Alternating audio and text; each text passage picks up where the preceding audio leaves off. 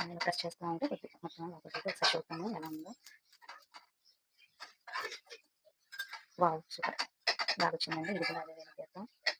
Wow! Super. బాగా క్రిస్పీగా కాలిందండి.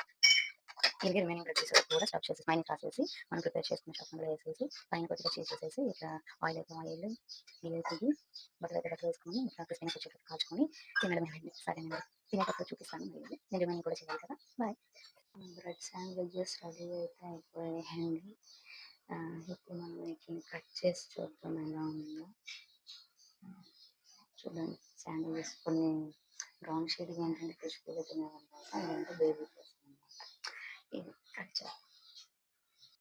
చేస్తాను. ఈ 4 పీసెస్ 4 పీసెస్‌ని ఒకేసారి కట్ చేస్తున్నారు చూడండి.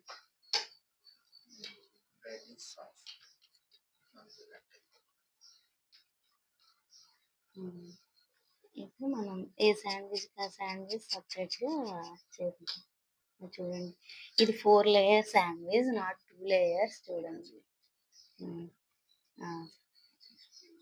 చూడండి ఎంత బాగా కట్ అయిందో అసల. నేనైతే ఎక్స్‌పెక్ట్ చేసిన దానికన్నా క్యూట్‌గా వచ్చింది. 4 లేయర్స్‌తో. ఎందుకంటే బ్రెడ్ అనేది సూపర్ యాక్చువల్‌గా నా కుకింగ్ గాదు. థాంక్ యూ ఇంతసేపు మీరందరూ చూసినందుకు.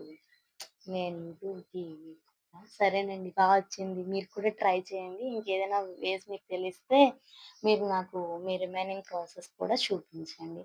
Thank you for watching. Bye.